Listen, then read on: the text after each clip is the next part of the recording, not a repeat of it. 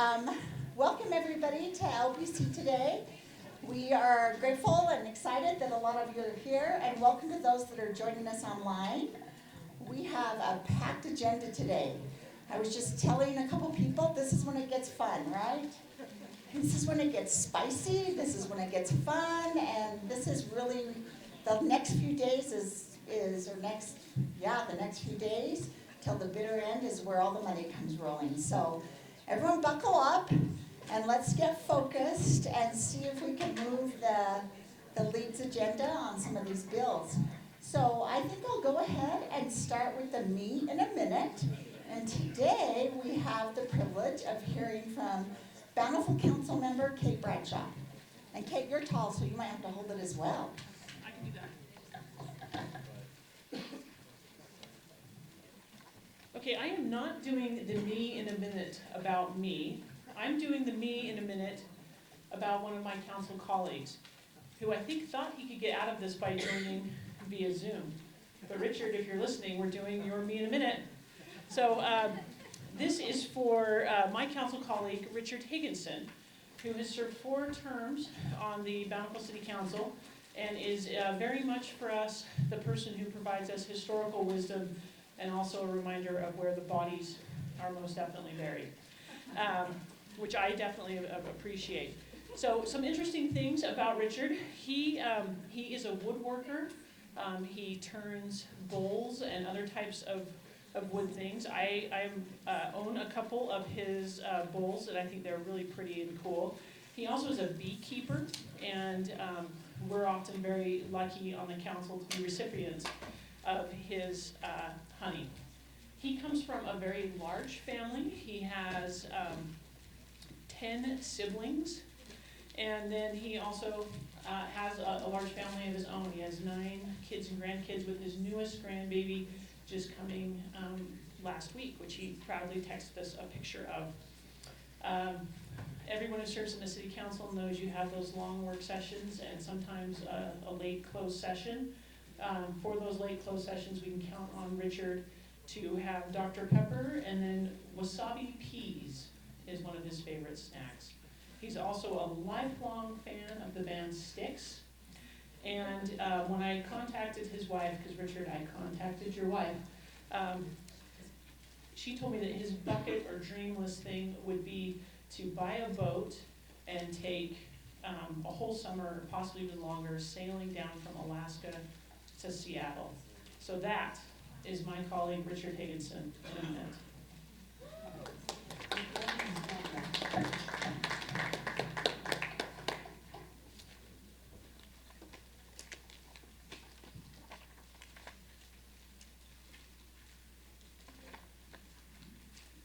Okay.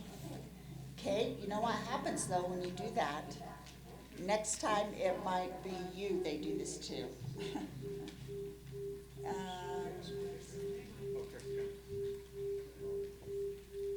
Is it picking off that one? Sorry, I'll just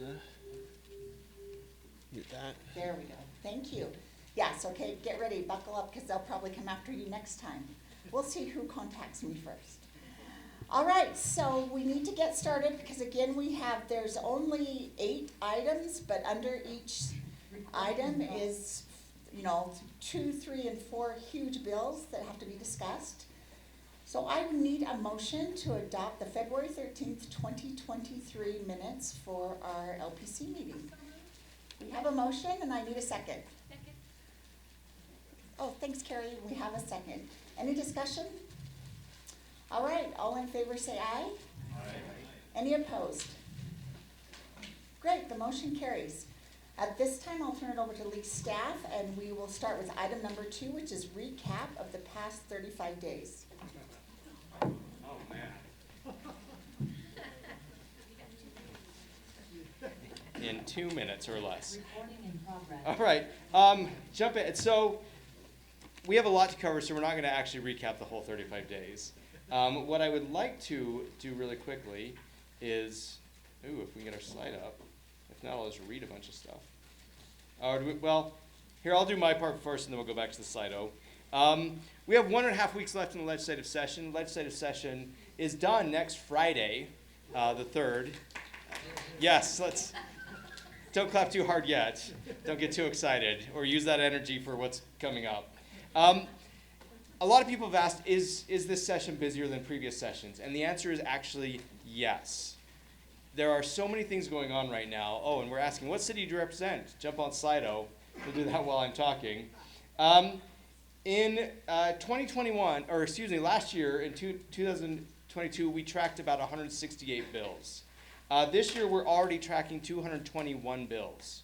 So we're tracking almost 60 more bills than we were tracking last year, and there's still some coming. The highest numbered bill last year, anyone want to take a guess what the highest numbered bill was last year? It was a House bill. HB 492 was the highest bill. This year, we already have an HB 531. We haven't even broken into the 500s the last couple of years, and we've got bills at 531. Highest Senate bill was Senate Bill 263. This year, we're at Senate Bill 273. So there are more bills out there than we've ever had before. They broke records for drafting. They've broken records for release. There is literally more legislation out there to deal with than we've had to deal with in the past. That's a sum up of the last 35 days. There has a lot been coming out. I did a quick look. I hope everybody had a good weekend. I spent 8 hours on Saturday reading through all of the new bills to try to figure out what was going on with them. And looking in league staff, and some of you have worked with us closely, we've either testified, amended, worked on, had meetings on close to 100 of those 221 bills that we are tracking. So we have worked on a lot, and yet we still have a lot to talk about today. So here's what we need to do for the next 9 days. We need to pay really close attention to emails. I know not everyone's getting the nightly email. If you're still not getting the nightly email, please shoot us an email. We'll try to get that to you. We know not everybody's getting them. But if you are getting those nightly emails and we put something in there that says action needed, we really, really need action. And we need action quickly in these next 9 days. So if nothing else, please just, everything we're talking about today is not just for informational purposes. We need everyone to be engaged. We need everyone to be reaching out to their legislators because a lot is happening and a lot is going to happen very, very quickly. So please, whoa, we've almost broke this thing. So please be on the lookout. We've got a lot coming. So there's my quick sum up, hopefully. I just also wanted to add, Justin mentioned that we're still working through some issues with our email service provider. You can access all the nightly emails. We're posting them on our website on the bill tracker page, so ulct.org/bills. You can find all the past nightly emails. We'll post them as soon as possible for a given night. But if we're not able to address our email issues before the end of the session, which looks likely, we'll keep trying to add you, but you can always access the information there. Okay. All right, thank you, Carson. All right, what is your title? One more slide of warm-up. And if I seem agitated, it is because I am in fact agitated about everything going on. This is not even a little bit of an act.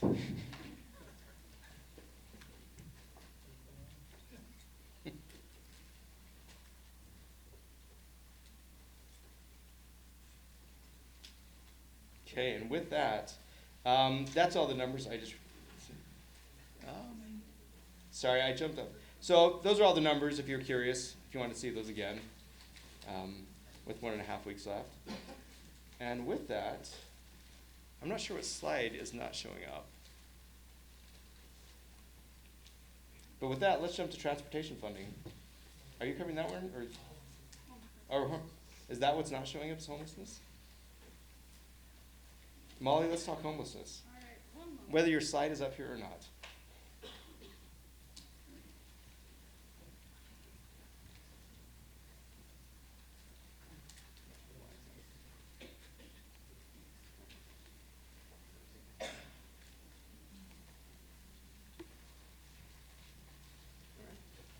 Just fix this while you... Excellent. Hi, everyone. So, the homelessness bill that we were expecting came out. It has some provisions that we were expecting, some provisions that we weren't necessarily expecting, and staff and leadership are actively working to negotiate some of the bill's provisions. Really quickly, a draft is going around that I wrote up for this document explaining what the bill does, the problems it's trying to solve, and what it means for your city. throughout this process. I want to be clear, as Mayor Kapusi mentioned, we have a stacked agenda. We do not have the time to dig into this bill as much as we would like. However, tomorrow at 11 in this room, we will be digging into this bill. So if you have questions, if you have concerns, please make it a point to be here tomorrow. We'll be here in person, and we'll also have a webinar option. Our intent for today is to go through the policy background of what happened between HB 440 to get to HB 499, explain the problems that HB 499 seeks to solve, both with the 440 process as well as with crisis winter sheltering more broadly. And again, explain what it means for your cities and towns. We have these handouts. They should be available online for our folks who are turning in virtually. So with that, a quick piece of background. Right now, we are recommending position pending as the league staff as we continue to negotiate provisions of this bill.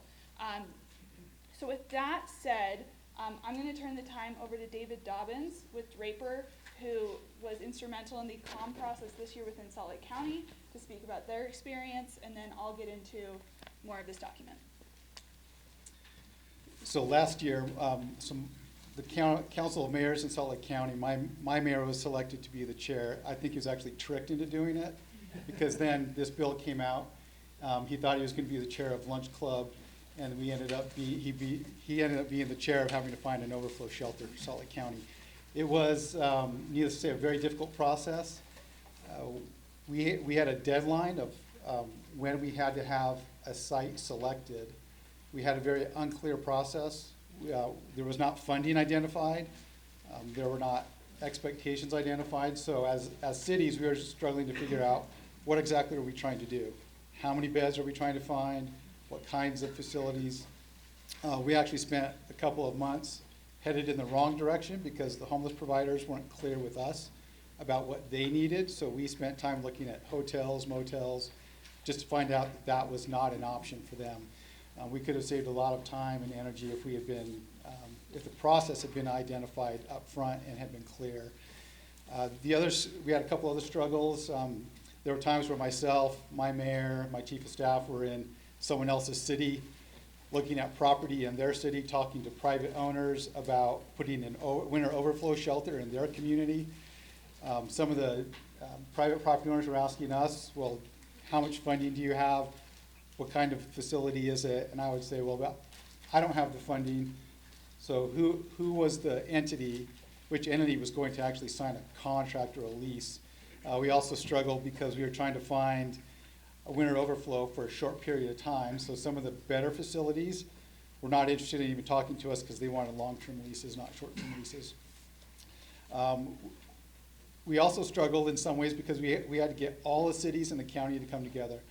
So we essentially asked every city in Salt Lake County to submit a proposed overflow shelter site.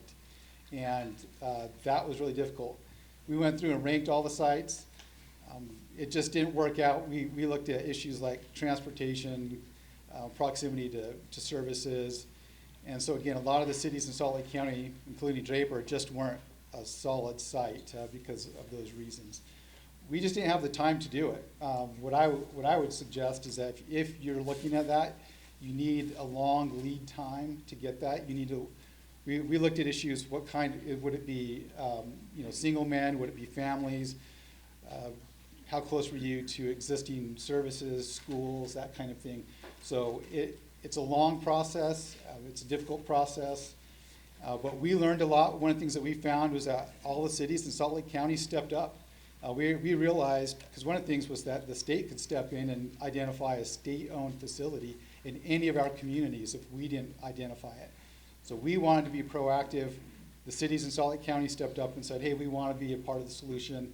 We ended up with Mayor Silvestrini in Mill Creek, finding a site there. We worked closely with the homeless providers. We worked with Salt Lake County, and it was really a team effort, but in part because we knew we had a deadline and that it was good that the state could step in on their own.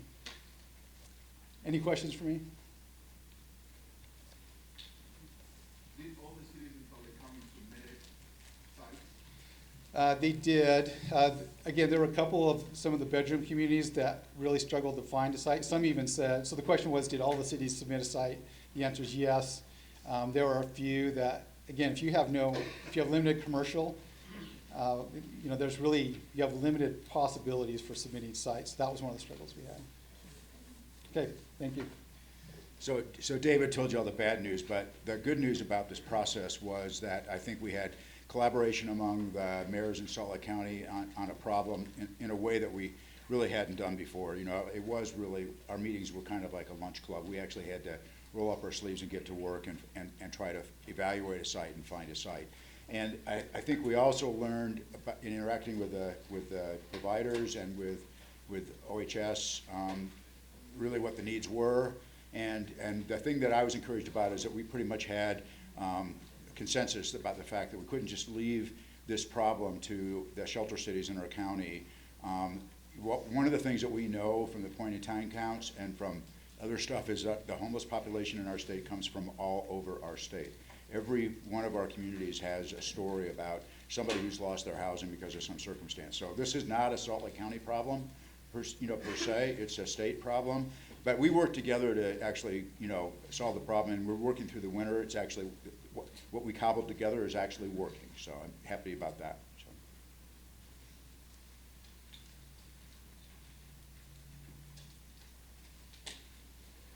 Excellent.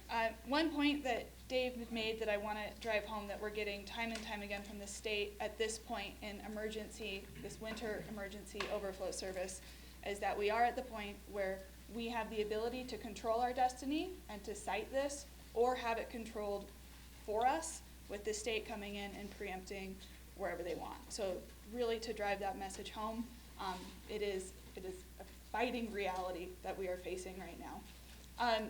So to kind of go through this doc I handed out, and I'm going to try to be mindful of time. From 440 to 499, we knew that this overflow process would likely be expanded into counties of the second class. Throughout interim, league staff has really been trying to work hard to engage cities on what that meant. We have been trying to brief y'all through LPC and different board meetings as to what that would look like as well. Last November, the league board adopted principles that staff has been using to guide our stance on homelessness. Those start on page 2. It includes 440 replacement and long-term solutions. We need to establish whether our efforts are solving homelessness or mitigating the impact of homelessness. All stakeholders need to agree on short-term and long-term goalposts and what those should be. We need a permanent seasonal facility. We can't just keep doing this every year. And we need to know the number of beds. We need to know the budget. We need to know the role of service providers. And we need to know the role within Salt Lake County of, is this a core city issue within Salt Lake County, or is this a county-wide issue? And for the most part, HB 499 has tried to clarify those roles within the Salt Lake County process, as well as provide some guardrails for the second-class county processes as well. The board also voted that we need to balance community public safety with homeless individuals' needs and service providers' needs and outcomes. And we need to recognize the possible need for more facilities, which may include permanent supportive housing, overflow facilities, homeless resource centers, regulated camping, and other needs. As far as the role of cities go, the board voted that homelessness is a statewide problem, and the state of Utah and all regions should participate in solutions, particularly urban areas. They also voted to collaborate with OHS to establish metrics about public safety mitigation, permanent supportive housing locations, and other relevant data points among jurisdictions to fairly analyze outcomes in other jurisdictions, and to collaborate with OHS to provide incentives for jurisdictions to participate in long-term solutions. This could include increased financial contributions to the mitigation fund, qualifying mitigation offsets for folks who have smaller shelters, things like that. And then finally, when it came to the mitigation fund, one thing that did happen with the COM process was that for the mitigation fund that cities, unincorporated counties, and the state has started paying into to provide that offset for shelter cities, the state took some of those tier 3 funding for operations. And the league board was very firm that mitigation money needs to be for mitigation only. And that operations need to be funded independently and substantively so that they can actually operate functionally. The board also voted that cities with homeless resource centers should be reimbursed for most of their direct and indirect public safety costs, and that the mitigation fund should include state and local dollars moving forward. So some of this we see in HB 499, some we don't. As I mentioned, we're still in active conversations with Wayne and with Representative Elison as to what that looks like. To go through, there's 3 big changes that impact league membership. The first is this change to the mitigation fund. Right now, about 15% of the population, is providing almost 100% of the crisis sheltering in the state. And those cities are running over a $21 million deficit with their public safety expenses. So what the league board voted for last January in the board meeting was to seek a $5 million increase in the mitigation fund, including a $2.5 million increase from cities and towns, and to be matched by a $2.5 million state contribution as well. That state contribution RFA is going through the approval process right now. Those dollars are not in the bill. We are working to make sure that those state dollars are directly tied to the bill. To generate $2.5 million of additional revenue, it required increasing the contributions to the mitigation fund as well as the contribution cap.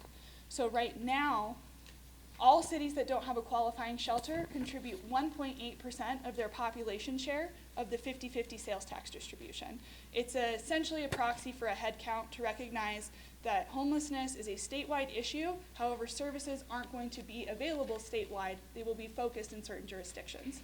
So the concept is that you are either participating by hosting a shelter, or you are participating by helping a shelter city offset their public safety expenses.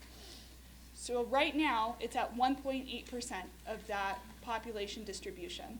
This will increase that to 2.55% with a cap of $275,000 that any one city could contribute. The other thinking with this as well is to provide an offset for cities that have shelters that aren't big enough to qualify to receive mitigation funding. So think like these smaller regional domestic violence shelters, other smaller crisis shelters. They'll receive a partial offset. The language of the bill is a little cloudy right now. We need to clarify that, but that is the intent behind the language in the bill that we are working on now. Are there questions on the mitigation fund for those who pay into the fund? Okay. The second that we are looking at is the winter overflow changes. So as David mentioned, and Mayor mentioned as well, last year only Salt Lake County went through this process. What HB 499 proposes is essentially seeking a midterm solution for homeless overflow shelter. Right now, Wayne and OHS are working to bring online a permanent overflow facility that will be available somewhere in the state. They are also working to bring on more permanent supportive housing and additional resources that will hopefully reduce the need for crisis sheltering in general, and also winter overflow. So the thinking is that for the next 3 years, until those services come online, something needs to be in place to make sure that there is sufficient crisis winter overflow shelter for people experiencing homelessness. The plan that HB 499 proposes is that Salt Lake County will continue to stay online for all 3 years, but that not this year, but the following year, so starting in winter 2024-25, counties of the second class will also join in creating homeless overflow plans for the winter. There is a lot of flexibility as to what that looks like right now, and I understand that when the state puts forward flexibility, it can be a good and a bad thing because you don't necessarily know what the parameters are. Our understanding right now is that that need for what the second class counties and the first class county will need to do is going to be determined based on the local homeless coordinating council as well as OHS. So it's very collaborative with the local governments as to what the unmet need is, and there's also a lot of flexibility as to how that need is met. It also creates task forces to establish where these are going to go. In Salt Lake County, as we had identified from their experience last year, it was unclear who necessarily had a seat at the table, who was likely to host, and so this kind of clarified that voting members are going to be those cities that are most likely to host a shelter. In the second-class counties, it includes all the chief executive for all cities, since we don't know exactly what that will look like right now. Additionally, it includes the chief executive at the county level. Additionally, each commission will have non-voting members to help provide guidance from the Office of Homeless Services. I want to point out that Wayne was in almost all of the Salt Lake County meetings trying to provide that guidance, as were service providers. So they will be there, as well as a non-voting member from the league, is what the composition for those task forces are going to look like. Additionally, as David pointed out, there wasn't a lot of guidance as to what the actual expectations were in Salt Lake County this last year. The bill establishes that essentially OHS needs to lay the marker on March 30th with what the expectations are, what the budget is, how many beds are expected, that they arrived at in partnership with the LHC, and any other requirements that are expected, and that is the benchmark that the county will be held to. If the county does not, and this is kind of where the control your destiny or it's decided for you comes in, if the counties cannot site a shelter, it gives the state the flexibility to flex existing shelters if there are existing shelters, or to preempt local land use to place a shelter where they need to in those counties. To make it really clear right now, the state can already do that. The state can choose any state land in any of your cities and choose to put something there. And so when we say control your destiny or have it controlled for you, it is largely in part because of that. I know that that is probably the fieriest issue within this bill for our folks. We're going to talk about other ways to solve this problem tomorrow, but are there any questions right now as to how this works?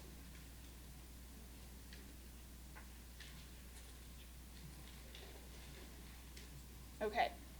If you have concerns, please talk to me, or again, come to our meeting tomorrow. The final provision that applies to folks is Code Blue, and this is new, and this is something that we're kind of expecting, weren't fully aware of what all the details would be. Code Blue is essentially crisis sheltering in conditions when it is unsafe to be outside, thinking through the recent cold snaps that we've had, where essentially there is a great risk of loss of life if folks are outside. This would be a statewide initiative, so it would apply to every county in the state. It requires Health and Human Services to be tracking weather advisories, and right now, if temperatures drop below 30 degrees, including wind chill, to issue a Code Blue alert. I think that that number will likely drop because that would put most of the state in a Code Blue alert for most of winter, and I don't think that that is the intent of the bill. If Code Blue is issued, existing shelters flex beyond their current capacity up to 135% to ensure that folks have ability to get inside. There's expedited intake, and shelters also can't turn people away unless they are at that extended capacity or they present a danger to the current clients or the staff. Additionally, it prohibits camp abatements for 2 days prior to the Code Blue alert, through the Code Blue alert, and 2 days following. It also ensures that cities, public safety, health departments, and the counties cannot do anything to confiscate anyone's belongings that would be used for survival in a crisis winter situation. There are some provisions in this that need to be clarified and worked through, so we are working on that, but Code Blue would be applicable to everyone. Another thing with this is that it would enable nonprofits, churches, other local buildings to open up and operate. So this year in Salt Lake, we've seen, I think it's the Methodist Church that has been opening up to provide some movie nights and things for folks who are experiencing homelessness. We've also seen folks opening up rec centers. And kind of the examples that we're seeing in Salt Lake County right now are all opportunities that could exist in these second-class counties as well. It could be opening a rec center. It could be opening a church for for some beds to go in there. So that is Code Blue. Those are the three big provisions of this bill that apply to local governments. Again, we'll dig into it more tomorrow, but as of right now, are there any questions about what the bill does or what it means for your city? All right.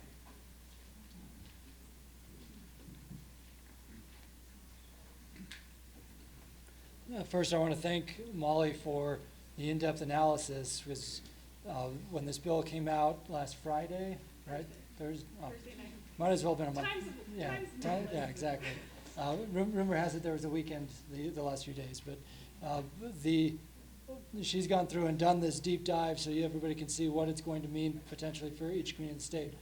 So I just want to emphasize a couple quick things. Number one, there were a lot of lessons learned from that House Bill 440 process. So in the room right now, I see several mayors who were part of that process through House Bill 440. So what Representative Elis and Wayne Niederheiser are trying to do is really build off of those lessons and ask the question, should overflow needs only be handled in Salt Lake County, or should they be handled in counties of the first and second class? That'll be one of the threshold questions we'll be working through in more detail tomorrow. The mitigation fund piece, Molly didn't mention this, but she mentioned the $21 million public safety shortfall. Molly actually built that data set out based on the feedback we got from South Salt Lake, Midvale, Salt Lake City, St. George, and Ogden to better understand the public safety impact of having one of these resource centers in their communities. So that's where that number originated. There was a question online from Councilmember Higginson, who I miss not seeing in the front row here, but I'll give him a pass since he wrote the question online, asking about how cities have a say in how those dollars are spent. And this is where she made this point, but I also want to drill down on it. One of the board principles that they said to us in November was mitigation money spent for mitigation, not for services. Because the way that mitigation fund works is that when Draper City contributes into that fund, that money goes to a city with a qualifying resource center as a reimbursement, public safety reimbursement. So it should only be spent on public safety, and all of that is handled through the State Homeless Council, and we have several mayors on that State Homeless Council.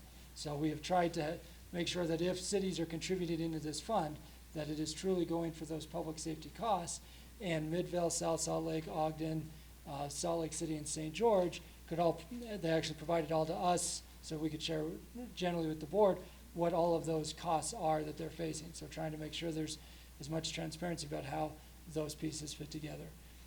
Again, there are a lot of unanswered questions to still work through. So our request for this group is, if you want to be part of tomorrow's deeper dive, it'll be in this room and on Zoom. There's a snowstorm coming, so there'll be more on Zoom than in person. That's okay, we'll be here. But recognize the questions that the bill is trying to answer based on last year's experience. The bill is not trying to solve homelessness. The bill is not trying to locate permanent homeless facilities going forward. The bill is focused on overflow based on what happened from 440 last year, and then there's the code blue piece, which, as Molly indicated, we weren't 100% sure what to expect there, and so there were some surprises there, but that's what we'll be working through over the next few days. Any final questions on this before we move on from it? Again, our recommendation is position pending, because what you see today may be different than what we see by the end of the week.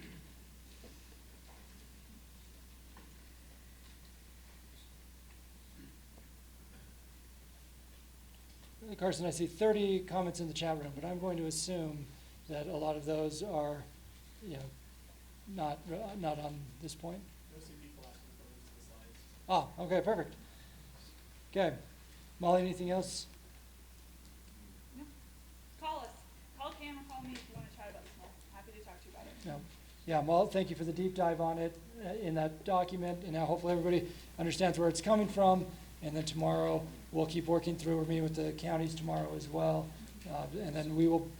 If we have to take a position before we meet again next Monday, just because of the timing of the last 2 weeks of the session, we'll take a position in consultation with the officers based on those board principles that are in the packet. Okay, perfect. Okay, let's quickly hit transportation / taxes in general. I really need my crutch. Okay. First, there is going to be a state income tax cut that doesn't directly impact cities and towns.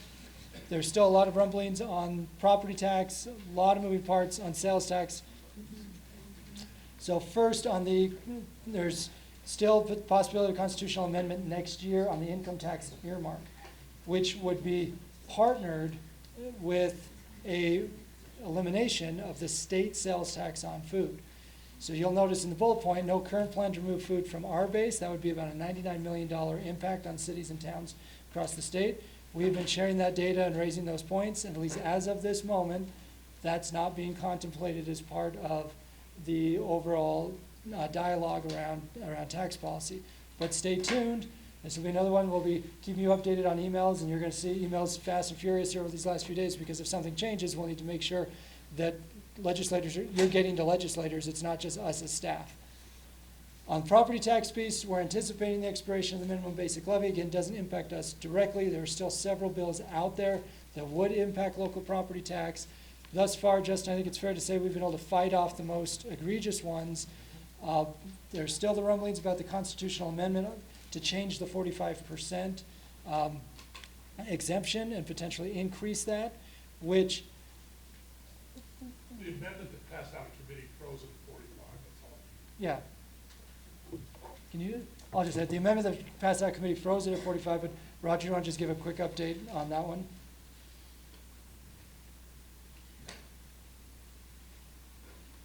It basically took out the language up to 45 and made it 45. And it also had a prohibition on a real estate transfer tax. That was what Dan McKay had his amendment. So I would argue that's a status quo situation. Not necessarily it's a great status quo situation, but it is a status quo situation. And well, the other thing that's interesting about these constitutional amendments is nothing can go on the ballot this year. So it all, what we're anticipating is a lot of these conversations happening this year to set the stage for the 2024 session and the 2024 election. The three transportation bills we've talked about before, House Bill 301, SB 175, and SB 185, based on the substitutes, we are now supporting the current subs of those three bills, all of which are really good for local government in their current forms. The reason I say in their current forms is right now, you are now in silly season. For the next 8.5 business days, there will be substitutes flying back and forth. There'll be a lot of posturing. There'll be messages sent in this bill or messages sent in that bill. So again, you heard Justin mention the number of bills that we're tracking. And so I've been doing this long enough to know that we've had situations where we've been very supportive of a bill, only to have something happen to it on the last day of the session, to then we're opposed to the bill, and then that piece comes back out, and then we're supportive again, and that all happens in the same hour.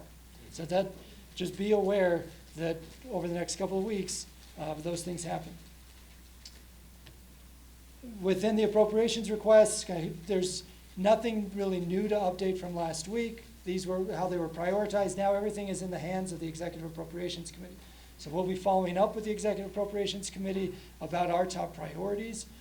But just know like all the pieces start to fit together on the tax bills as well as on the appropriation side. Okay, before I jump into new bills in the transportation policy space, transportation and tax policy space, any question about where we're at on transportation and tax policy?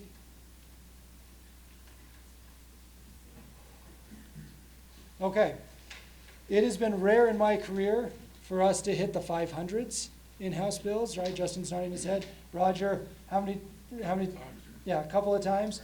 And we blew past 500 last week. In fact, one of the bills we're going to talk about in a second is House Bill 527, and there's still more bills coming out. They were coming out at a pace over the weekend of about 25 to 30 a day. Yeah. So buckle up. House Bill 500 is a good bill.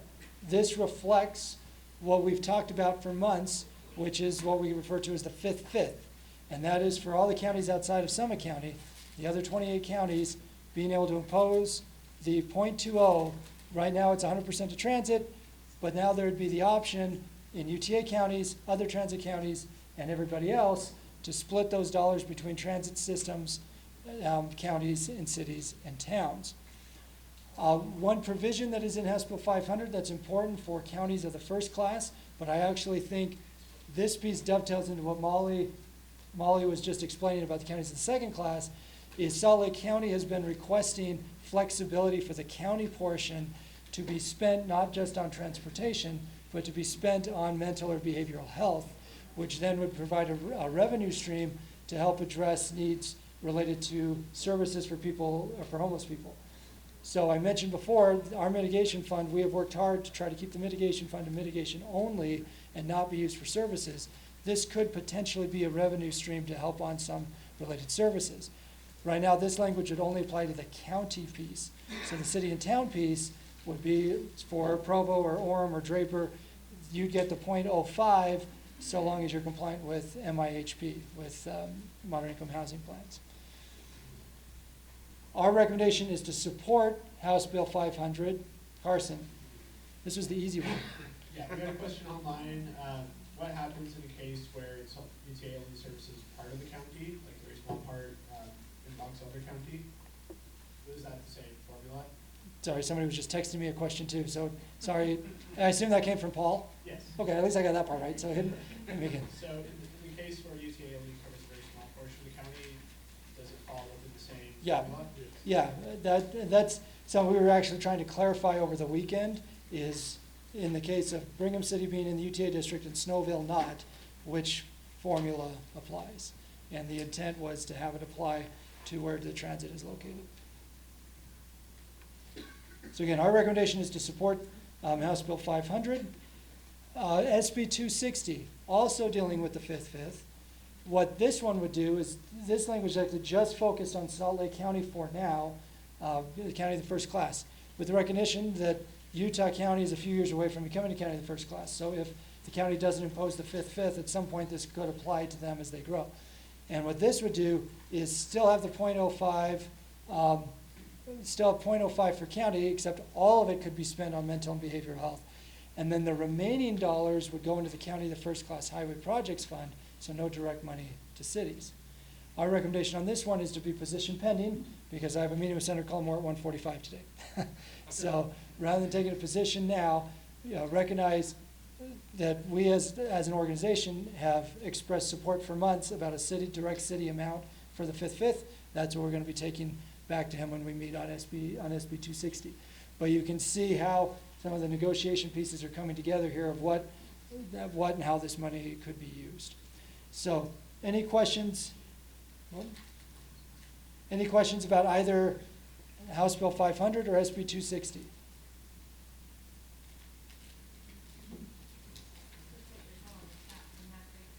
Yeah, I killed the screen, so I can't see anything.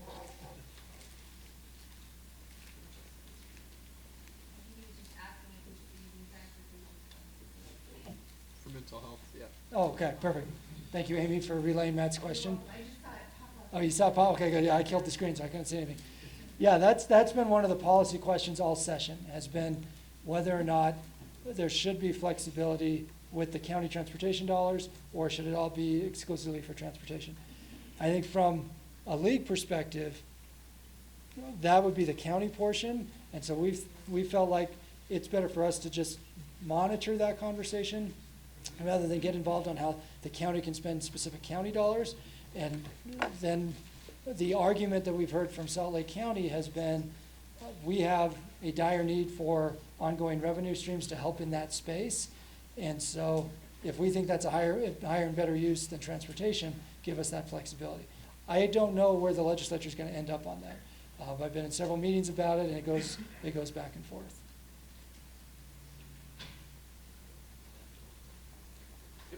Oh, Carson, another question? So the question is, if the city is too small to be required to have a moderate housing plan, this is the... Yep, then the MAHP stuff wouldn't apply. Okay. Yep. So back to my example, Brigham City, as long as you're compliant, the money flows. Snowville, too small to comply, it doesn't matter.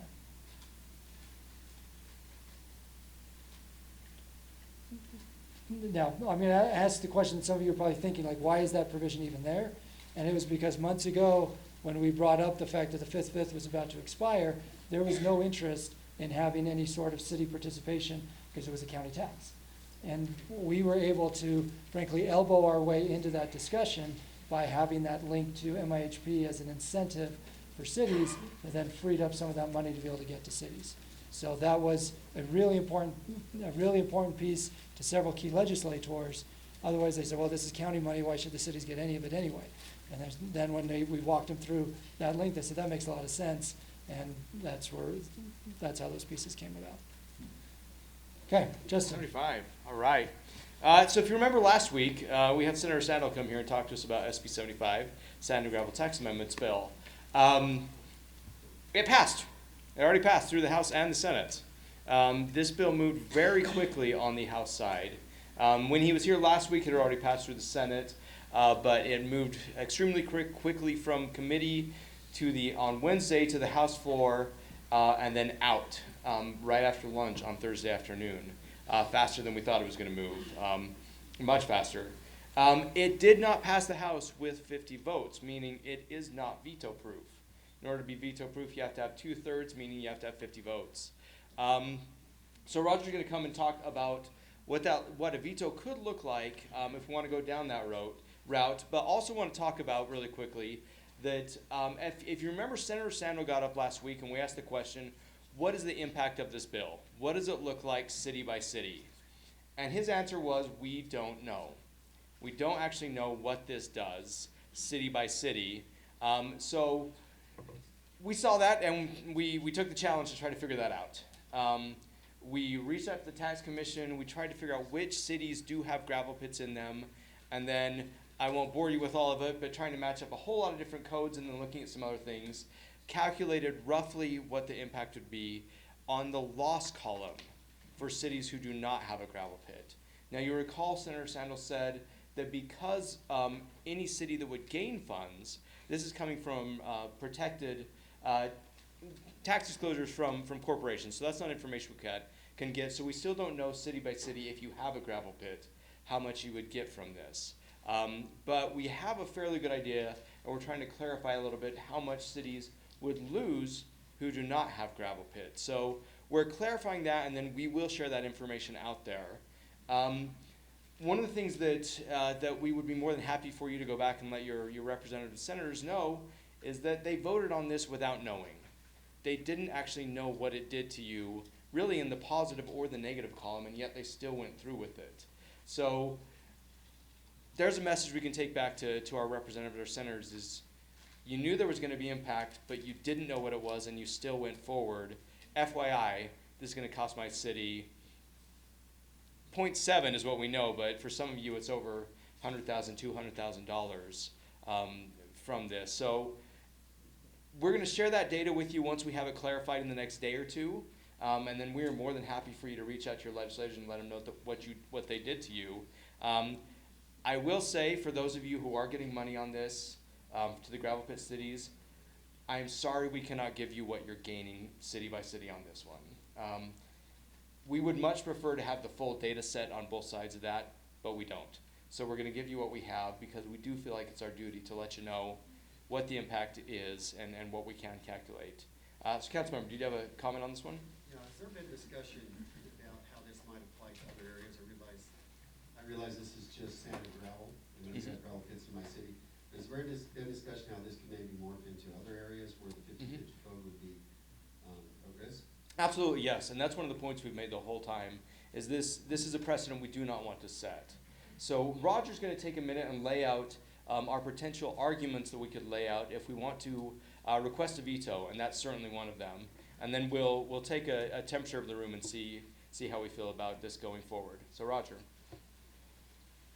To my friend Dave Spatafor back there, we both should have retired last year. We'd had an undefeated record in defending 50/50. Because this is the first time that we've had a change that impacts the formula in 40 years.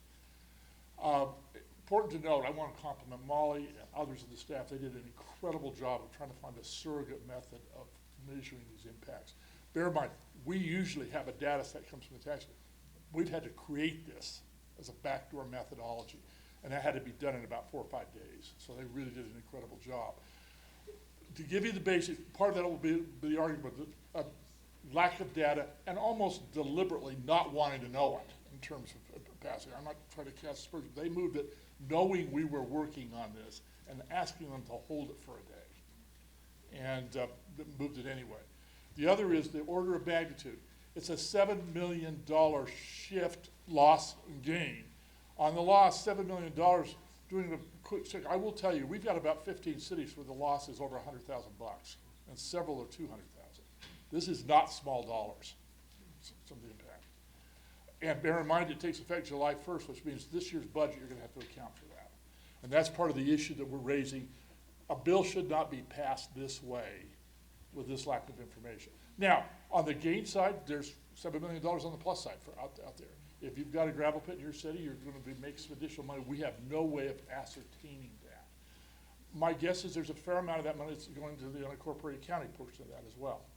But again, we always, anytime you have the formula, you're always gonna have winners and losers. That's why we've always opposed it on that particular issue. Anyway, so that's gonna be one of the main arguments is this,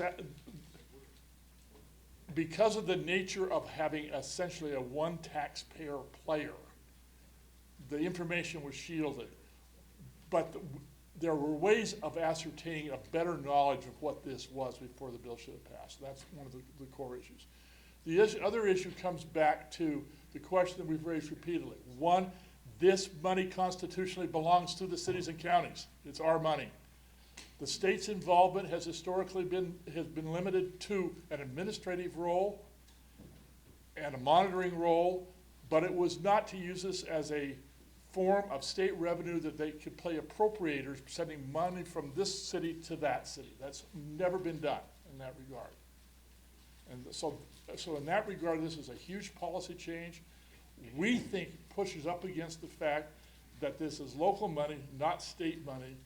And furthermore, every city and the counties who participated as well entered into this on a contractual arrangement when you adopted it.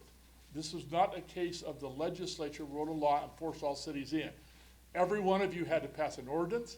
Every one of you had to sign an agreement in the manner in which this would be said, that this in effect violates that contractual arrangement. If the state wants to set up a brand new system and then entice people to go into the system, which is what happened in '83 when this was done, fine. But in 40 years, we've never done this on the basis that this was the deal we all cut when we signed on. And that each of you signed on individually. It was not a case of a mass participation. In fact, to let you know, we actually had 2 or 3 cities that held out when it was first done, and we had to go beg them to get in so we could do the beginnings of trying to come up with a streamlined sales program. But those will be the basic arguments of a veto, of saying, if we want to solve this problem, it should not be done this way. Policy-wise, this is flawed. We think constitutionally, I think it has flaws to it, and that it clearly was passed in an information vacuum that we hadn't seen before. So, but I wanted to let you know, this was not a case of there was information we didn't tell you. We basically had to create it, which was an incredible job. Okay, thank you, Roger. So I do want to make sure, a couple things on this one. If you remember, there are the 2 pieces to this bill. Yes. There's the one piece that changes the sales tax distribution, the 50-50 that we've been talking about. There's the second piece that clarifies a recent audit from the tax commission that said point of sale should be at the call center, not where the truck is weighed. This bill makes sure point of sale stays where the truck is weighed, not at the call center. So there's a half of this bill that we do support. So when we took our original motion, the motion was oppose the bill so long as the 50-50 piece stayed in there. So there is that piece of the veto to be aware of. There's not a way to line item veto half of this bill. But I would also say that's why we have special sessions to fix this. Yes, it's not effective until later in the summer. There are special sessions, there are times to fix things. So let's take some comments for a couple minutes. Fred Bybee, City of Orem. One thing that is still confusing, so as we were reaching out to some of the legislators out of Orem, part of the response was, well, because we have a Geneva Rock plant within our city boundaries, that may be classified as a gravel pit or the equivalent thereof. And so that kind of added to the confusion, added to not knowing exactly what the impact will be. So I know we've heard the 0.7% impact, which would be a really big hit to Orem, but that was the response and or the deflection that we received as we reached out. and I think that's from, I don't want to defend legislators too hard ever, but from the presentations that were given, yes, I think there was enough uncertainty presented that they didn't necessarily have answers, but on the flip side, they should have asked some harder questions and said, I don't understand this well enough yet. I have some questions, let's maybe not pass it through. Because yes, there are some questions, and I don't think anyone has perfect answers for all of that. Not that I live in some world where I do expect legislators to understand everything they're voting on, but this one was presented in a way that they should have had some more questions. Yeah, Evelyn. So Ellen from Sandy City. Sandy's a big loser in this bill, but I just wanted to say, I think when Roger gets up and tells us this is a big deal, we all need to listen, because if you don't know Roger, most things are not a big deal, this is a big deal. And I do think it is a slippery slope, as far as going to the legislator and saying, hey, we've got this problem in our city, just take a few dollars from every other city and help us solve it. I mean, I don't like to see this problem solved this way, and I think it's certainly something that we should consider. Those cities that would like to get involved and help to veto this, I think we have a good argument. I know it's not something we love to be in this kind of, contentious mode. I don't like to either, but I think this is one of those really strong principles that deserves cities to stand up and say, this is a slippery slope, and this is not the way to solve this problem. Okay, any other comments, questions? Roger. I appreciate your comments, Evelyn. To Senator Samuel's credit, he argued this was so unique that nothing else would likely arise to deal with this, and therefore was a one-off. I would remind the story of Pandora's box is not the devils you can see, it's the ones we don't know. And I assure you there are things out there that we're going to see this back if we don't stop it. So we have talked to the governor's office about this one already. We went to them on Friday, right after it passed, we present, what's that?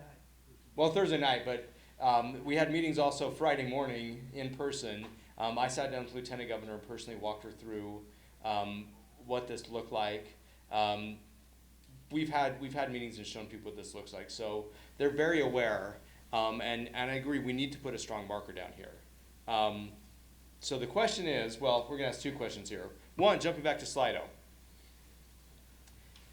Did your legislator contact you about SB 75? Now, no, we're not asking if you reached out to your legislators on this one. We're asking if they reached out to you.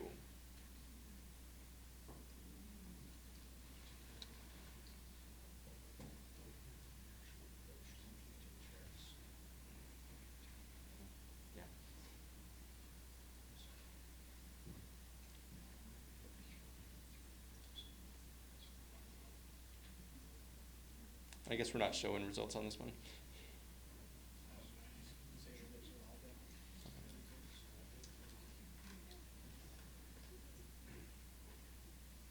Okay, I'm going to give this one more minute, because this one is interesting, but not quite as important as the next question we're going to ask.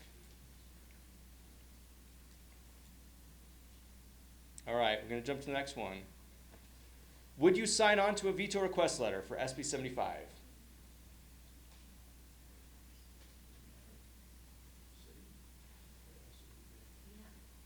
That's a good question. Roger, when people sign on to a letter, would it be them individually or as the city? Well, the veto request letter process likely come from probably the league, but we probably ask for shows of support to support that letter. Everybody cares what you think, Mark. So for those online, what Roger, the question was, would you be signing on individually or as city? So the letter would come from the league. Mayor Silvestrini, as the league president, would have his signature front and center there. I answered yes. Congrats. But yeah, then we would be looking for a show of support. So the letter would be there, and then we would look for support that we could add on to that. Yeah, Cam, go ahead. I've been involved in several veto requests through my career at the league. We have never asked Governor Cox for a veto, so the experience I'm going to share with you is not specific to his administration, but just my experience having done this in the past. When the legislature passed the inland port legislation several years ago, the league asked for a veto, and we spelled out the legal reasons why we thought a veto was appropriate. The governor signed that bill. But then over the course of the next few months, Governor Herbert met closely with multiple stakeholders and actually used the league letter as part of his negotiations with those stakeholders to try to improve the bill that it ultimately passed. And I'll give you an example, a little peek behind the curtain. On the day of the press event where they were scheduled to kind of release what they had negotiated on the inland port. That was a Monday morning. Over that weekend, I followed up with almost all of our board members one-on-one, and then that Sunday night had a call with the league officers where we walked through the proposal and we compared it back to our veto letter. And then that Monday morning, they were waiting to start the press conference until they heard back from the league what we could live with and kind of how the compromise fit with the principles that we'd laid out in the veto letter. And we came back and we said there are things that we support, there are things we still have concerns about, but it was all laid out. So from a precedent perspective, even if there's not a veto, that letter and that continued follow-up was incredibly important to steer future conversations. There have been other veto requests that we've put in. There's only one time that we've submitted a veto request where the veto was actually issued. So, but it is an incredibly important and powerful tool to say this was bad process. They didn't have the information, and let's sit down and actually walk through what this means for everybody. Recognizing that there are cities that, because of that first piece, really do need that change. We've talked to some of them who said we're currently losing hundreds of thousands of dollars right now because of that tax commission audit. And a veto would jeopardize that piece, but again, opens the door to have that bigger conversation. So, Mayor, then I think we've got enough responses we can move. Yep. Well, if the responses are that we're going to put a veto letter forward on this matter, I'll just say that it carries more weight the more communities or mayors or council members that we have signing on to that. It'll get more attention from the governor. The other thing I'll just say, we had a question in the Slido last week about how many of us had contacted our legislators within the last week, and disappointingly, there were too many people that had not, okay? This is one where I would encourage everyone to contact your legislator around this state. This is a situation where the legislature passed a bill in both houses without considering the impact of the bill on our municipal budgets, in spite of the fact that we were asking them to slow walk this so that we have a chance to take a look at that. And that is the kind of disrespect that we just can't tolerate if we're going to work together with the legislature. And our staff and I have been trying to work with the legislator to be partners with them. We're going to talk about some other things on that as well. But if we can't be a partner, this federal system is not going to work. So please contact your legislators and convey to them your dismay about the fact that they would vote for a bill without knowing the fiscal impact of that bill upon our cities. Yeah, Mayor Rhodes. Thank you. I just wanted to piggyback on what he said this morning when we met with the governor's office. One of the questions they had was the number of senators and the number of House members who voted for it when considering a veto. The governor's going to look at how many people voted for it, how many people voted against it, and those numbers don't actually reflect well for us because a lot of people did vote for it, whether they really understood it or not. That being the case, we really do need a strong showing from the cities. So one quick comment, having been a part of the veto request when I worked for the Cox administration, I was trying to get a veto from the governor, my boss, on a bill. And let me tell you how he operates.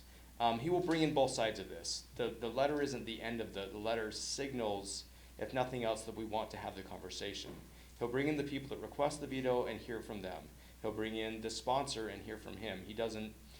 He will then start dialogue on this one. So if we go down the veto route, that's not the end of the conversation.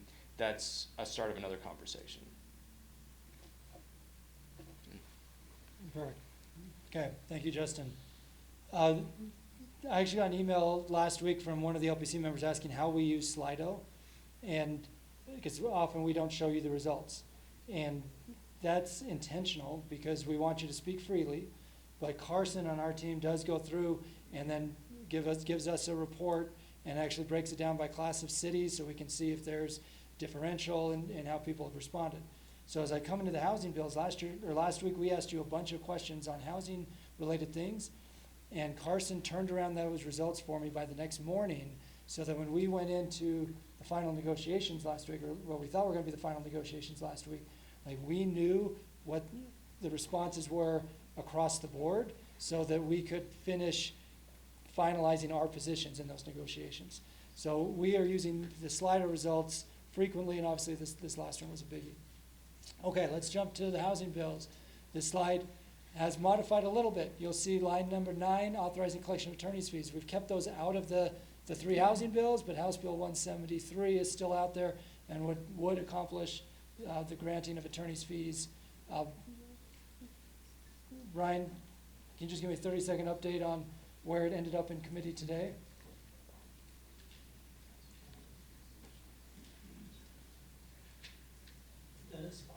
The sponsor presented it, but ran out of time, so it's held till tomorrow afternoon.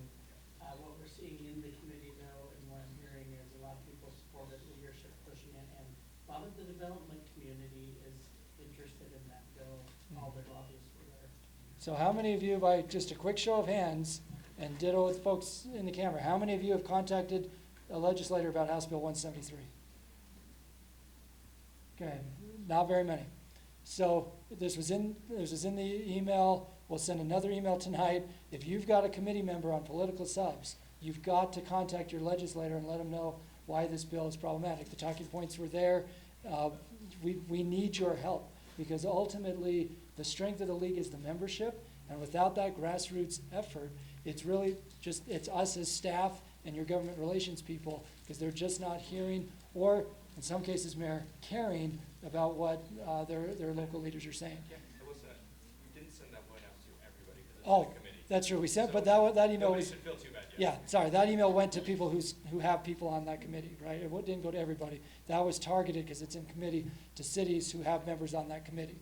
So we'll have another update tonight, but. If we kill it in committee, hopefully if that dies in committee, hopefully we never have to send it out to everybody. But if it gets to the floor, watch for a last email. Yeah, but if you have members on political subs, and let's make sure in tonight's emails that you hear the political subs people, and we've got to hit them. Okay, Evelyn? I know sometimes we get those emails and then I think we do it, or maybe whoever's on LPC might do it, but I would just encourage everyone, reach out to all of your council members, your mayors, and have them also contact. We did this on SB 75, and we actually managed to get all of our legislators to vote against it because all of the council and the mayor. So if you get those emails, really take just a minute and flag it for everyone, because I know everyone's busy reading, so that just helps kind of exponentially grow that influence. Yep, amen. Carson?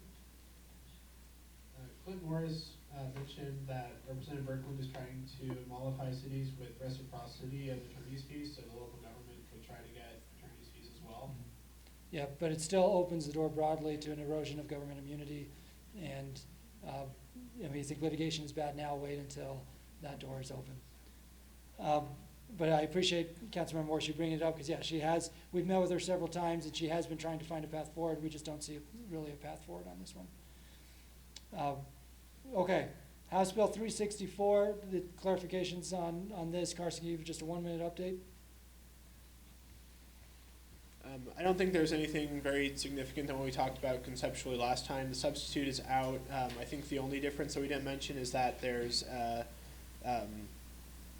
it adds the appeal on the second. So if you have to go through a cure period, if your minority housing plan or your report is found to be deficient, you would go through a cure period, and then there's an additional appeal option at the end of that cure period. So we were talking through that with the AOGs this morning. I think conceptually we've discussed this a few times, so I don't want to rehash it, but please come talk to me if you have any additional questions. We're putting together the training schedule right now to try to make sure everybody's on the same page. I have a question on that. Yep, Norm.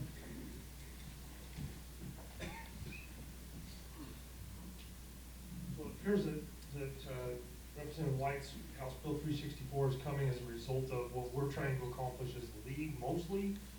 Am I reading that right, or is it really coming from him, or where does this really stand? Because I know we've talked about some cleanup language and some things that are needed for this, but I'm just trying to find out what part of that is really coming from us and he's helping us or not. Yeah, so that's a great, this is a weird position to stand. That's a great question, Norm. So I'd say it's more of a stakeholder driven approach. There's a number of issues identified, and some of it is cleanup language we suggested. Some things like the timelines we're not thrilled about, but those came from Representative White, whose colleagues said we need to have reports at the beginning of next session.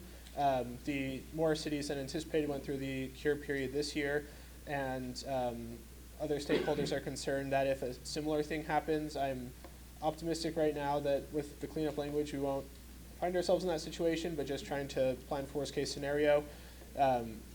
Representative White is trying to adjust the timelines accordingly so that they could have a report in front of, the legislature could have a report in front of them demonstrating progress. I think that's helpful for us too in the end. Like, timelines will be tricky to work through. There'll be a lot of training we'll need to do with planners. I'm hopeful that all the other cleanup language will streamline things enough that it'll all be easier than last year was. That's the goal. But really, like, to be able to hold the line on this, to be able to avoid any additional changes, we need to be able to tell our story effectively, and it can't just be us as league staff or even you as city officials. We need some official document from the state that demonstrates all the progress that you are all making. You're all going through rezones. You're all approving record numbers of housing units. You're all throwing spaghetti at the wall, trying to find additional approaches. We need something to encapture that, and that's what the goal of this bill is. So it's kind of a hodgepodge of our suggestions, of AOG suggestions, of DWS suggestions, and that's why there's a ton of red in that section of code.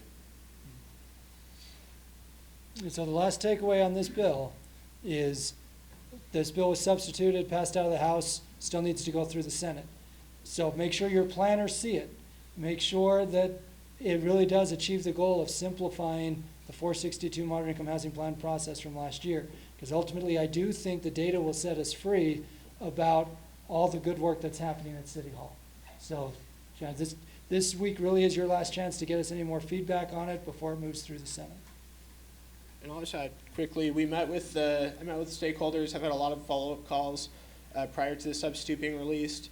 Like, for example, we were pushing for September. That was the substitutes or the subgroup's recommendations. That wasn't workable with the rest of the stakeholders. So what we'll be doing is we'll be sending this out to everybody who's on an initial working group just to make sure we've covered all the concerns or at least addressed them in a satisfactory way. So your planners and everybody on the work group can look forward to that. Okay, so that's bill number 1 in the housing space. Bill number 2, also not yet substituted last week, is SB 174. No new updates really from last week here. Again, waiting for the substitute to come out. This bill has already passed the Senate because it was working through the process, so it'll be substituted in the House. The third bill, House Bill 406, even though it's called the Land Use Task Force bill, it's part of the overall package on housing. The first 5 items are items that you have seen for the last few weeks. Item number 6 was added without consensus on Friday afternoon. We spotted it. We pushed back on getting it removed. And there are deliberations occurring right now between different stakeholders to get that language removed. So the substitute that passed out of the House on Friday afternoon has these 2 preemptions in it that were added at the last minute. But again, we caught them and we're pushing back and have had multiple conversations on it. Lynn? Yeah, just Cameron, and this, I don't know if this is new or not, but the language in the bill, or at least the last version of the bill that I saw, relative to development agreements, the thrust of that is to say you can't demand a development agreement where there's by right zoning, which we agreed to. Right. There's a companion provision that I'm not sure we did agree to that says if you're going to use a development agreement, you have to explain to the opposing party all of the rights they're giving up. And and they have to agree to it in writing. I'm concerned that provision, if it passes as drafted, will effectually negate any ability for us to use development agreements because we can't effectively tell the other side what they're doing and give them legal advice, et cetera. Right. So I don't know how far gone that provision is. Right. So we did negotiate that through the Land Use Task Force. And you brought that up last week, and since then, we followed up with the PRC, because at the end of the day, they don't want development agreements to go away either. So there's been some discussion. There's a part of me that says, like, if it has that sort of impact, that's bad for them, just like it's bad for us. So whether it gets fixed now or fixed later, that'll get fixed. There have been some conversations, but honestly, a lot of the oxygen around this bill has been focused on item number 6 right now. So I think right now, stay tuned on that piece, but it's been highlighted.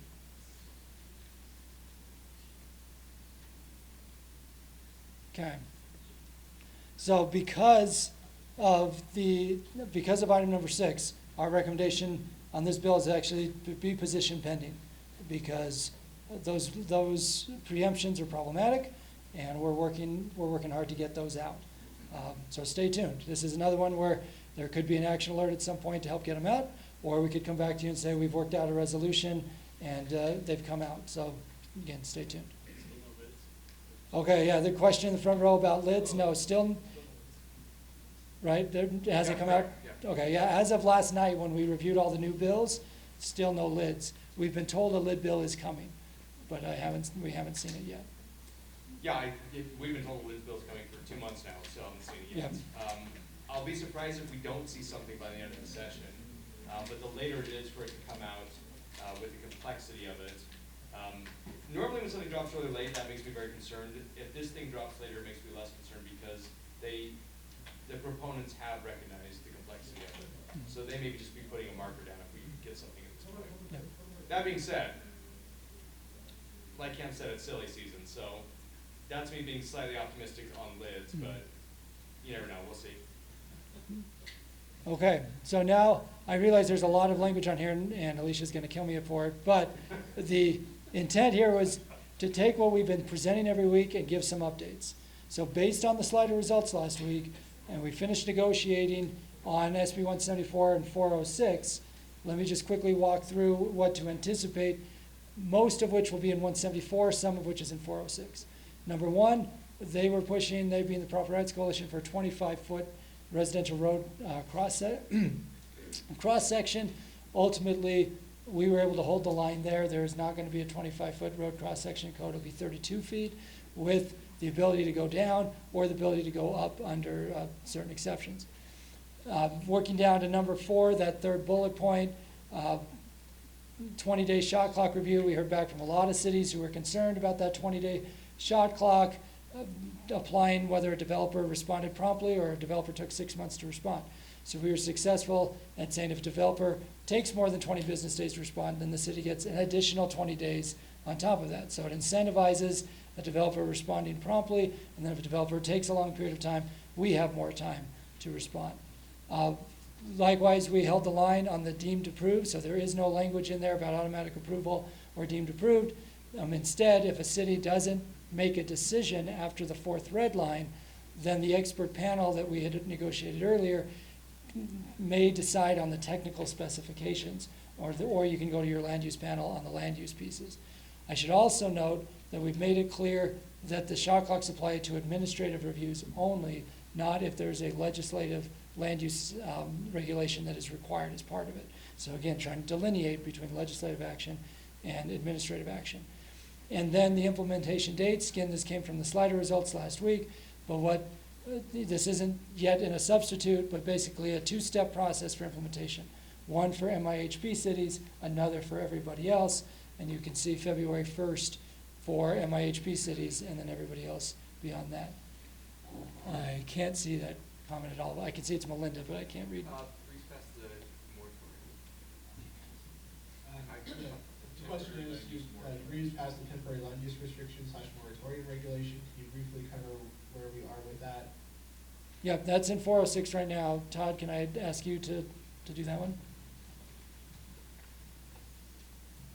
That hasn't changed from the original form, where what the legislation does is it prevents us from stacking the temporary land use ordinance and the pending ordinance. So a lot of us were buying a full year on issues we had in our community, stacking those two. You won't legally be able to do that anymore.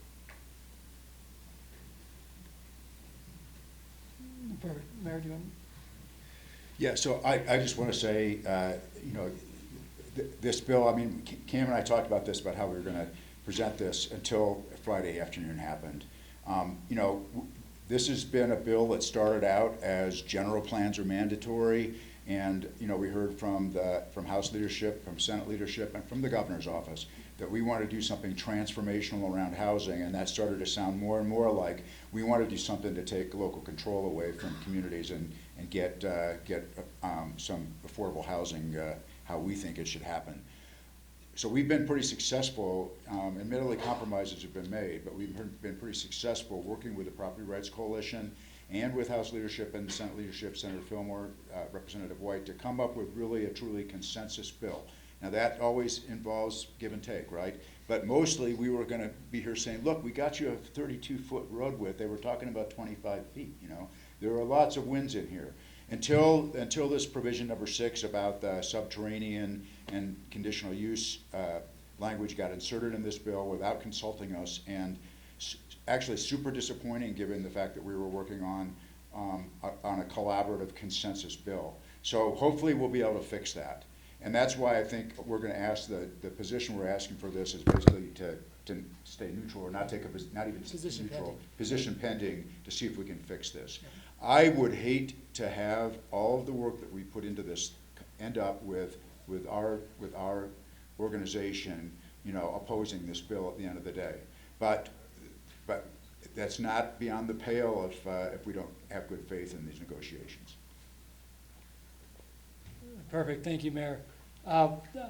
It's hard to believe it's already 1:25, and we still have several more items we've got to hit.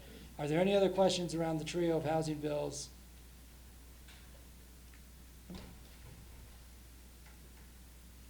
Okay, while you're thinking of questions, Carson, you do 166 and I'll hit 199, and we'll just rapid fire, because there are a bunch of new bills that dropped this weekend that we got to get on your radar. So rapid fire. Thanks. So we, again, talked conceptually about this last time. The first substitute is out on Senate Bill 166. This is the micro schools bill. So I tried to highlight in red where there's been concessions on the other side and changes made. So really on the land use front, you're looking at permitted use status with standards. So they took the charter school language about basically these micro schools will reflect the same requirements the charter schools have to meet on land use. So it's more like a permitted use with standards. So you can still apply sizing, you can still apply curb, traffic, off-street parking, height, setbacks, all that stuff. Additionally, they added a lot more caps. They provided almost every protection you could have on the business licensing front, apart from occupancy. But occupancy is going to be dictated almost entirely through the fire code. So hopefully everybody can kind of see that. I'll move through these fairly quickly because again, we talked about them last time, but you'll retain the ability to regulate just about everything you need to through business licensing. And then on fire code, this is probably where some of the bigger changes have come. First, it capped these micro schools. There's two different classifications. There's home-based, and then there's the kind of the catch-all other ones. So home-based, you have a pretty rigid standard on the residence itself, and they installed a requirement. First, they can't be more than 16 students total. But then there's another requirement that you have to have enough space for 35 students, or 35 square feet per student, which also further mitigates the impact on the community. For the larger ones, they can go either the Group E IBC standards, which those are capped at 100, and they must have space for 20 square feet per student.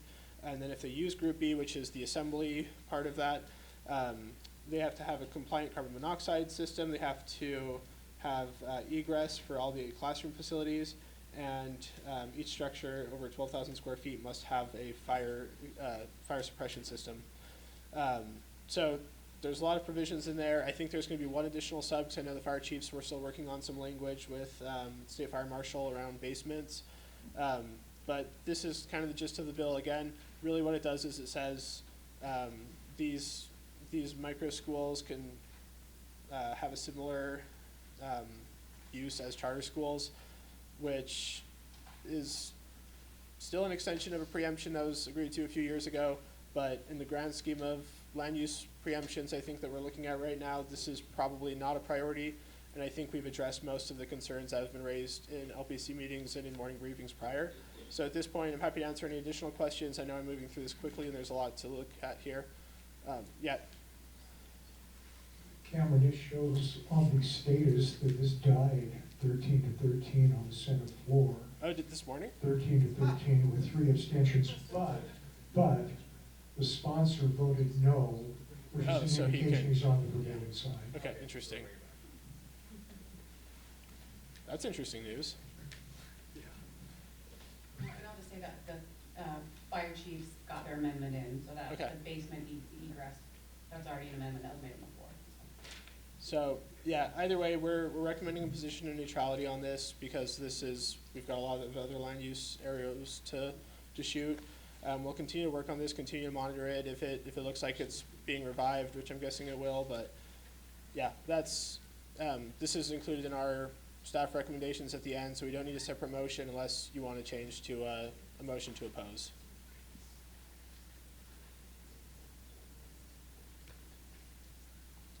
And if you have any questions, I know it's kind of complicated, so reach out to me and I'll walk you through the rest of the nuances. Should be. Okay, Slido, coming up, SB 199. And we're going to go rapid fire. I know it's 1:30. Hang with us because there, again, a bunch of bills dropped this weekend, and we're going to be asking for some feedback. SB 199, Senator Mike McHale's bill, actually is the most, is the heaviest change to referendum law in my career. What it would do as of now is a land use law approved by 2/3 vote of the legislative body at City Hall is non-referable. So any land use action. So that's a rezone from agriculture to commercial. It's a rezone for higher residential density. Any sort of land use law that gets a 2/3 majority vote would be non-referable. Now, the quick constitutional lesson is that when the legislature here enacts something with a 2/3 majority, it's non-referable. It's still legislative action, it's non-referable. That comes from the state constitution. But the state constitution is silent about local governance. We, last year, actually had conversations, well, not conversations, we actually, in the station area plan bill, took that state constitutional threshold and said for legislative actions in station area plans that hits that 2/3 threshold, then those are non-referable. But this bill did not come from us, it came from Senator McHale, but it passed the Senate 19-5-5, so there's a lot of support for it, at least on the Senate side. Not sure about the House side. But Senator McHale keeps coming back to us asking, I need your help to get this bill across the finish line. And really what we need to know, particularly from you elected officials who are on the call, is how much of a priority this bill should be, because again, it does fundamentally change how referendums occur. And his perspective is if you go this path, it'll make it easier for cities to do legislative rezones for housing, because once you have that 2/3 majority vote, it's non-referable. It's likely that if this were to pass, you'd have a legal challenge because of the scope of it, but he is looking for our position. So, where'd the Slido go? Is there a Slido on this one? Yeah, I thought we were going to do a Slido on this one, but that, so, let's have a question first. Is that on? Yeah. Senate Bill 199 is a very important issue. In the Gallivan decision, referendum initiative power is sacrosanct and a fundamental right under the state constitution. And the whittling away by topic, like they've done here, I argue is a First Amendment, content-based restriction on political speech. And this will be challenged. So the fact that this is, the arrogance associated with this is preposterous, that we wouldn't think this is so important. From my perspective, I was the attorney on the Gallivan decision. I've been doing this law for 30 years. Yeah, other thoughts about this bill? Sorry, I thought we had a Slido question, but we actually don't. But other thoughts about the bill? Again, Senator McHale's looking for a position from us, and we've been holding off with the position pending. Well, we wanted to bring it forward for consideration.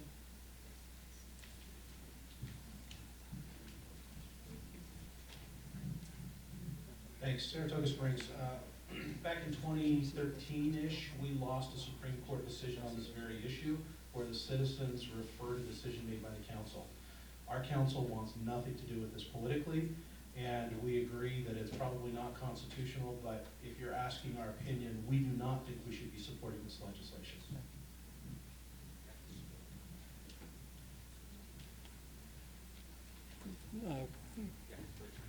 Okay, so Carson's building out a Slido poll real quick. We'll go to Gary, and then we may just quickly hit the other bills while he fills out that Slido poll. We'll come back to it. Gary Hill, Bountiful City.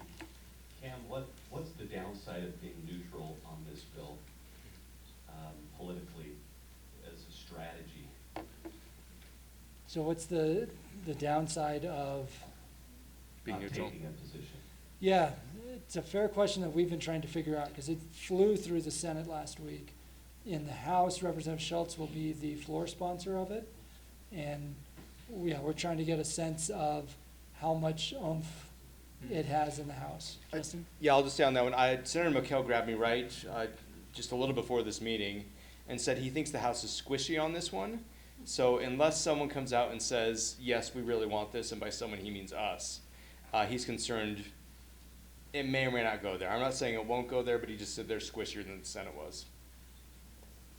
One of the conversations that came up with Senator McHale was whether the bill should say what it says now, which is all land use laws being non-referable 2/3, or if it would be narrowed down to focus on housing affordability. So a land use law that facilitates a certain percentage of housing, of affordable housing or something like that, if that was a narrow path that could be pursued.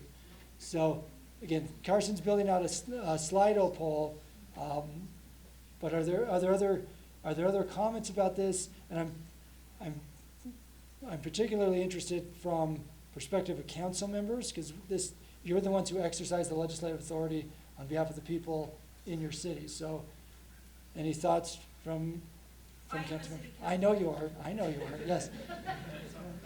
Yeah. I know you're a council member by night and attorney by day, so any thoughts? I guess maybe silence also speaks volumes. Oh, council member.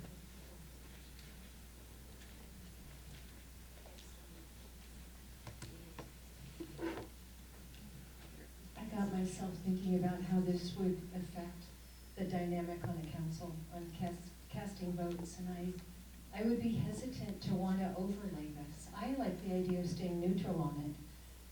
I don't know why that wouldn't be the right position to take, especially since there's disagreement in the room and some have had experience where this kind of thing has not worked out for them. If we think it's going to pass and we would like to see it pass, staying neutral on a controversial issue is the right thing to do.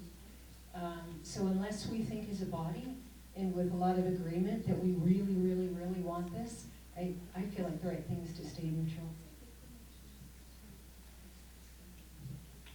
Okay, well, kudos to Carson for quickly filling out the Slido poll, because Isaac, make your comment, then we'll walk through the Slido question. I'll just make a comment that, and maybe because I have been an attorney, I try to think of what's my role now, and attorneys are used to doing this. We kind of get in a role and what are we advocating for. When I think of the league, and I don't know the constitutional issues, and I'll take that at face value, but I'll just make the comment that if there is not a constitutional issue, and I think of what the city's interests are, and with all the pressures to get affordable housing, it seems to me there'd be a lot of reason for us to be supportive of the strength of a council. I don't sit here as a person who's been charged to focus on a resident's rights so much maybe as a town's authority and as a council's authority. So I just think there would be reason, if I assume a world where there wasn't a constitutional issue, for the league to say, we believe in the strength of the council's decision, and that will expedite the type of, that's our process, that's our, and so I just wanted to make that comment. Yeah, well, and Isaac, I'm glad you did, because I've heard that comment from several elected officials, city council members, who've said, we like the idea of if we hit that 2/3 threshold of of being able to move forward with that certainty and strengthening the voice of the city council. So I'm glad you raised the point, just so people can consider it as they go through the question.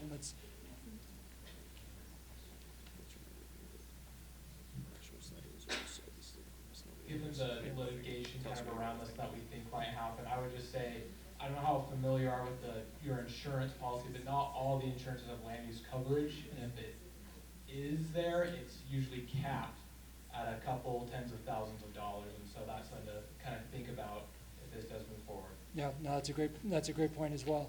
So the Slido question that's up on the screen was our attempt to try to nuance this issue, recognizing that a simple yes, no is tricky on this one. We wanted to get your feedback on the nuance, and then our official position has been position pending. And so what we plan to do is basically take the survey results and then sit down with the league officers and say, what should our position be when this bill comes up in House committee later this week? Okay, so hopefully this summarizes the dialogue that we've had here. Strongly support is drafted, quietly support is drafted. In other words, we support it, but we're not going to, activate to go push it. Strongly support if modified to focus on affordability. Quietly support if modified to focus on affordability. Neutral regardless of modifications. And then what's covered at the bottom is oppose regardless of modifications. So again, please fill out the Slido. We'll share the results with the league officers later today. At least as of this morning, this bill had not yet been assigned to a House committee. I should note that over the next week, all bills have to be out of their respective bodies' committees by the beginning of next week. So there are hundreds of committee meetings, maybe not hundreds, dozens of committee meetings over the next 5 days. Yeah, it'll be in the hundreds now. Over the next 5 days where things are going to be moving quickly. So for some of the controversial ones we're about to share with you, we're going to be staying in close contact with the officers, but this is your chance to give us your first blush thoughts before things move. Okay, next. This was a bill that dropped last night, House Bill 527. It would preempt a lot of local authority around mining operations, would grant vested mining rights, and would allow mining use to be expanded to contiguous or partly contiguous mineral bearing properties, regardless of whether the disturbance has occurred. So again, there is language in here that deals specifically with Dogum, but this language we highlighted for you deals with the preemptions. So again, general league policy principles, or we oppose preemptions, so our recommendation would be to oppose this bill as currently drafted. We're going to be having some meetings with some affected counties in the next couple of days. Another Senator McHale bill, Senate Bill 271. This is another preemption bill that dropped last night. This bill deals with co-ownership of homes. So I basically wrote it word for word. It's a pretty simple bill. If a co-owned home is defined as something that's jointly owned, and then the city cannot regulate co-owned homes differently than other residential units, or use a land use regulation governing co-owned homes to enforce other laws similar to the short-term rental language that currently exists.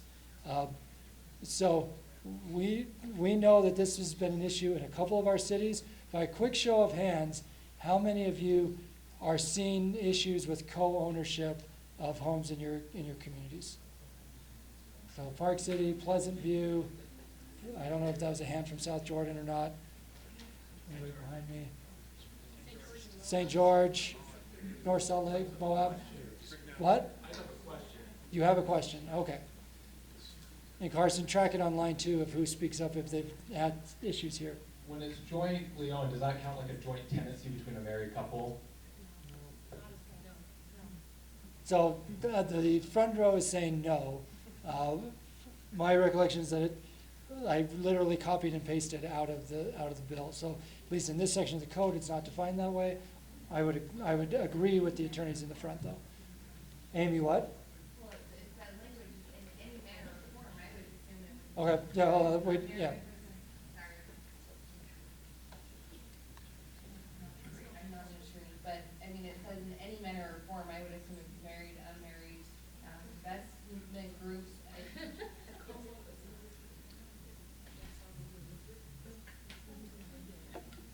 No. So again, that's how it's currently defined. So again, generally speaking, we oppose preemptions.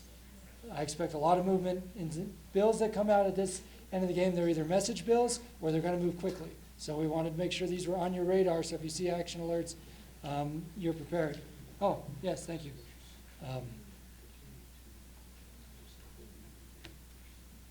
And then we mentioned House Bill 173 was in committee earlier, wanted a standalone, that there'll be an update in it tonight, and if you have a member on political subs, it's important that you get to those members. Justin, oh, you're over there, okay. Anything else in the rapid fire? Are there any other items that people have seen drop in the last couple of days that you want to bring up, or any other topics or concerns that you have before we ask for ratification? Gary's pointing at something. Really quick. Okay, we have a Matt Dixon question. Can somebody find that? Liam, can you grab that? Liam, can you find it? While we wait on the Matt Dixon question.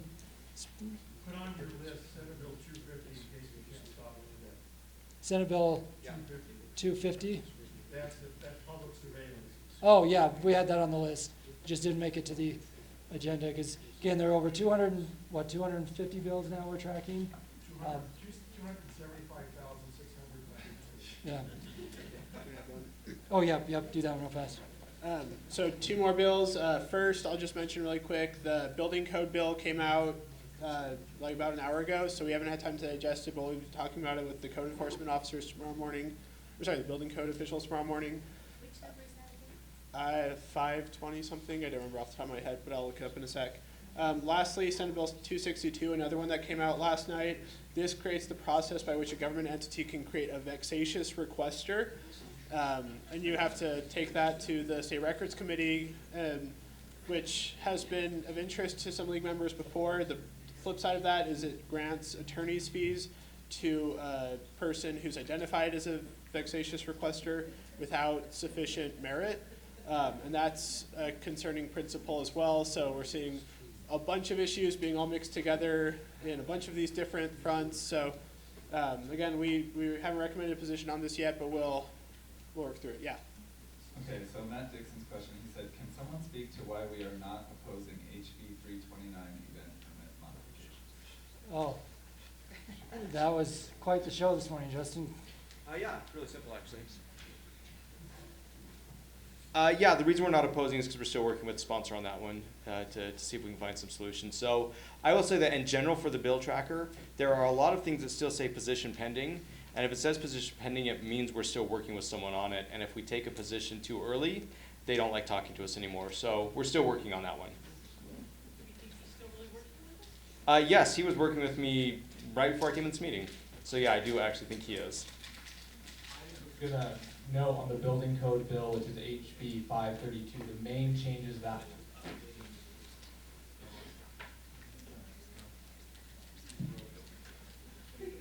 okay, it's just updating it to the 2021 residential. For those of you online, that was just clarifying that most of the building code bill is just updating to the new residential code. The building inspectors have been looking for this for a while. We're just going to review it tomorrow morning to make sure, well, between now and tomorrow, to make sure there's no hidden traps. Okay, Mayor, finish this out because we're still on time.